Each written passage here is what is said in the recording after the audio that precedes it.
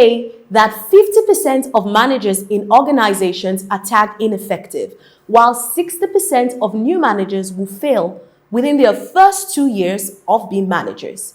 The effect of a bad manager in a business is way more than hurting the manager's career. It could actually drag down the business.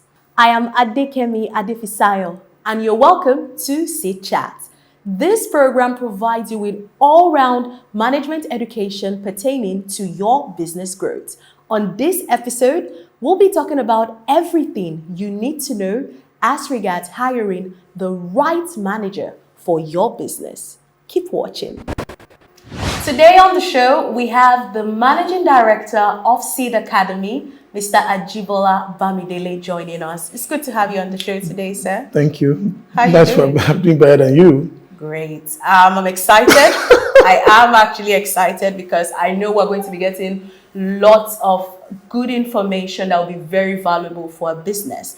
And today on the show, like I said earlier, we're talking about everything you need to know as it regards hiring the right manager for your business. Excellent. So my first question to you today, sir, would be, can anybody be a manager? Yeah, anybody can be a manager. It's like when you're saying, can anybody be a leader? Because being a manager is behavioral. So it's not that you give birth to someone from heaven and you say, this is a manager, this is a manager. Everybody was born. So you can learn it. You can become a manager. So it's a skill. That's what we call it, managerial skill. So if we are all willing to become one, but you need to become it. So that's what I see. Anybody can be a manager. So if there's something I got from what you just said is anyone can be a manager, but there are certain skills that are critical to becoming a manager. So when you have those skills, then you're a manager. So that will take me to the next question. What skills are we looking out for? Okay, so let's take, for example, you're looking for a manager. And most times in organizations, you see that people promote people that they are technically competent, or you see them give best salesperson and make the person the sales manager. And most times in companies, we've forgotten that the managerial journey is different from technical journey. Someone might be very good at doing his work on his job, but when it comes to managing people to achieve results and drive results, it's immature. So the person lacks emotional intelligence skills, lacks communication skills, lacks decision-making skills, like critical thinking skills, like problem-solving skills, like performance management skills. So you're looking at, why did they even promote this person as a manager? So if those skills are not there, the person cannot control himself, cannot control anger, gives up on things too easily. The person does not have judgment. The person, lets emotions sway you to make wrong decisions and all. So there's so many things. So management is not just a reward. Some people give it as a reward. It's been with us for years. And okay, let's give it. It's the longest serving staff. It's been loyal. So it just doesn't make sense. So you have someone that's been air hostess for long, and you just make the person pilot because it's been following you for long, traveling with you, but it didn't learn to become a pilot. So we want that person to fly your plane. So most times, what kills most companies is that we don't see management as something we cannot afford to try. The same way we see being a pilot, you cannot just try someone to be a pilot. It must have a training that he has gone through. So I believe that if you have all those skills and you can work on those skills, then you can be an effective manager. That's a quotable quote there for me when you said, loyalty is not a criteria to appoint someone as a manager. No. And two major skills would be emotional intelligence and proper leadership skills, because at the end of the day, you're dealing with people. No, that's not true. I mentioned like over 15. It's emotional intelligence skills, communication skills, performance management skills, decision-making skills, critical thinking skills, problem-solving skills. Let's look at other skills. Team management skills. So there's so many skills that if we start listing, we won't end. So when it comes to leadership, just 1 out of 15 skills that manager must have. So it's just like you have good protein and you don't have carbohydrates and all, you don't have a balanced diet. It's a mix. So everything has to be in it. Yeah. Interesting. So this takes me to my next question. Okay. What happens when someone becomes a manager, the person has been doing a very great job, but over time they begin to underperform? So they started really well, managing the business, delivering on results, but gradually began to decline. What causes such things to happen? Number one, because when you're managing, when you're working alone, you only need to manage yourself. and you know how to manage you, because that's you. But when it's about managing other people that is not you, then it becomes difficult. Because you need to now make people move even when they don't want to move. Even when you're giving them all reasons why you need to move. So most times the challenge is people can manage themselves. But now management is about you managing others to achieve the same goal. So it's the same way when you want people to keep quiet in school. They had to flog some people. You know, the school resumes 8 o'clock. They had to flog some people. Write the list of noisemakers. Okay, let's take for example, in school days when they give you an assignment, a task, and said, you know what, you're 10 men in this group, and one person is the leader. Everybody leaves it for the leader. True. It takes few leaders that will say, if you don't join in this thing, I'm not gonna add your name.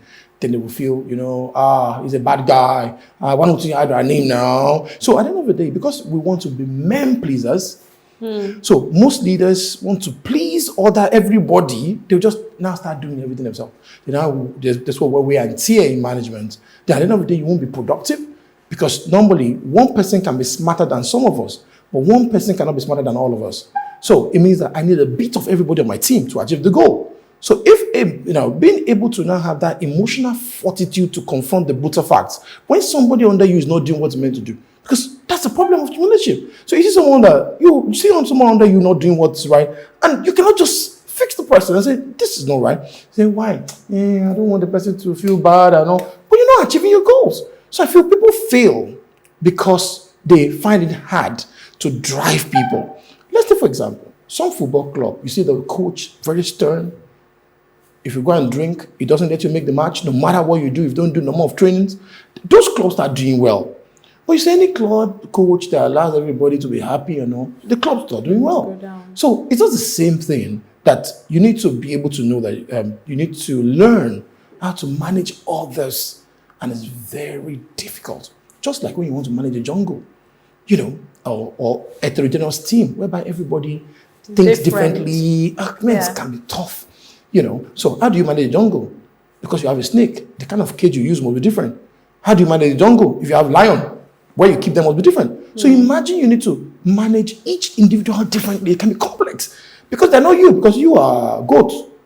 So you're a goat. So you need to manage a snake, you need to manage a lion. What you think might be different from how the next person. But you want everybody to. There's this film. What's that movie? Lion Guard. You must be able to. This cartoon, the Lion Guard. So how do you manage all these kind of animals to now move towards a goal? It's a serious business. I mean, I really have been having a great time. I'm being enlightened myself. And this is why we have experts come on the Sit Chat to really share with us this kind of insight. And he just said something you probably would not get anywhere. He said that men pleasers don't make the best managers. So you need to be focused on the goal. You need to be focused on the vision. You need to be focused on the results you're trying to deliver. And so it takes us to my next question. In a case where a manager who was doing really well begins to underperform, and then the organization decides to let him go, has that organization made a loss? Because there might be sentiments involved. Oh, but he was good at some point, but he's no longer good. What if he gets better? What if we don't even get somebody else who can be just as good? So in that case, what do you think about it? Okay, so I feel there's another tone of culture in that question. Because in this part of the world, they believe is forward ever, backward never. So if somebody is demoted, it takes it in as if they've done something bad, they don't like me. So culturally, companies rather exit the person. Because now you were given 10, you are meant to achieve 10, then you're not given 10 people, so you're meant to achieve 100. So you still achieve your 10 as a manager. That means you score 10 over 100 in managerial task. If it's your individual task, you score 10 over 10. That's from 10 over 10, 10 over 10. So you score 10 over 10. So it's got 10 over 10. So now we've promoted you, we've given you new car, new salary, new everything.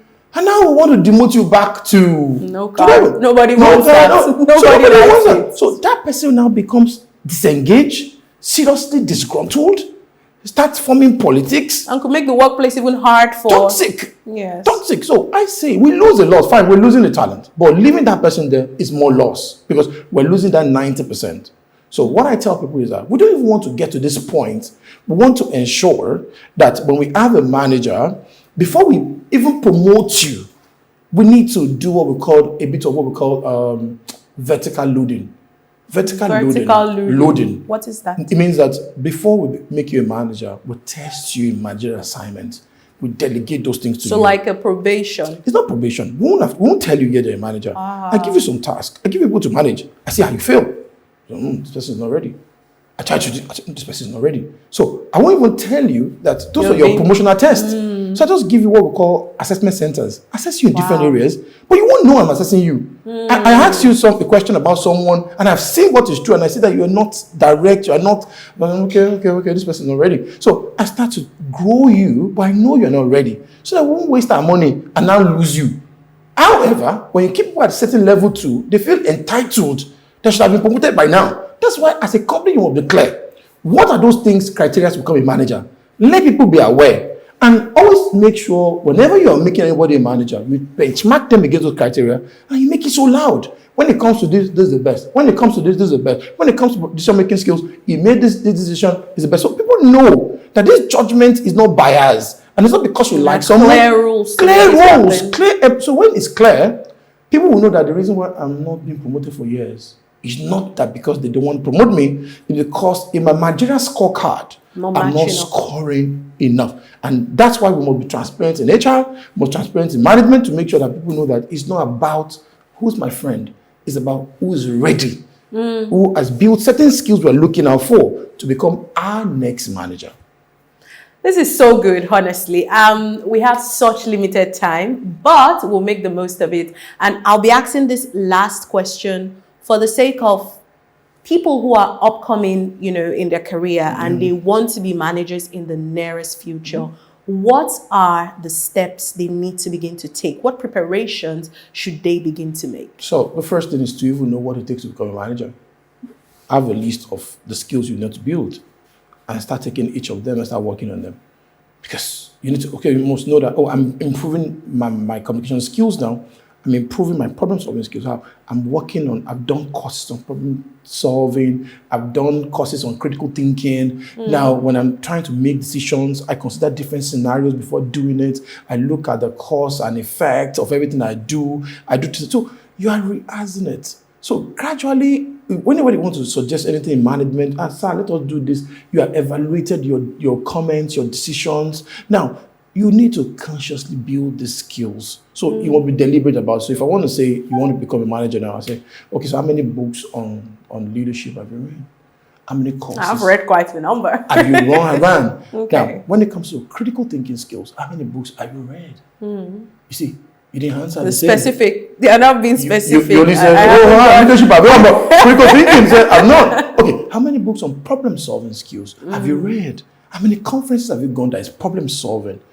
How many EI books have you read? How many courses have you gone? So you see, when you start looking at it, it's just like you're trying to fix each area and work on that. But if you're not even aware of the skills you need to learn, then you just be running very fast on the wrong road because you don't have direction. So I'd like to ask now, because this is why we have the expert in the room, what certifications should intending managers begin to take? Okay, so that's a very interesting part. Number one, as a manager, you must try to attend that course coming.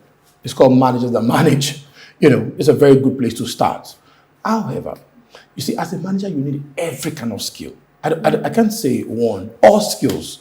You need financial skills, problem skills, human resources skills, critical thinking skills. So whatever, there's no skill you learn as a manager that's a waste. So as much as you can, just keep learning. Managers leaders are readers, and readers are leaders. And so same as managers, the more you expand yourself and you're diverse, then situations will call for that knowledge at some point. And you say, oh, wow, I've learned that a while ago. So I feel we just have to keep learning as a manager, whatever we are. Thank you so much for joining us on the show today. I'll just like to make a quick recap from the start to the finish just before we go. And some of the major things that Mr. Ajibola shared with us on the show today. Let's start from the top. Is anybody can be a manager. You just need to have the right skills. And what are some of the skills he mentioned? Communication skills, emotional intelligence, leadership skills, and these are just to mention a few. Keep watching the show and you get to find out some more. But finally, you cannot be a people pleaser if you really want to lead. No skill you learn is also wasted. And I really want to say thank you for coming on the show today. Thank you for having me on the show This today. has been really phenomenal. And I'm going to go back to learn also and read some books like you've rightly mentioned. Do you have any final word you'd like to give the audience? The final before word you leave is to us? make sure we take our life, our managerial career into our hands. And you know that you can become a manager when you choose to be. So even though they named you manager, does not make you a manager, because you might be named manager and you are not managing. There's a difference between a functional manager and non-functional manager. And the idea behind this is that even when you give a managerial title, you want to build that skill. You know that it's not the title that makes you a manager, it's the functionality and you'll be able to deliver that makes you a manager. Thank you so much for coming on the show. Thank you for having me. All right, till next time, keep listening and of course, keep watching our videos. There are such great resources for you as you grow your business. Follow our social media pages at Seed Academy. And of course, share this video with someone you never might know whose business you might be saving. Seed Academy, your growth partner.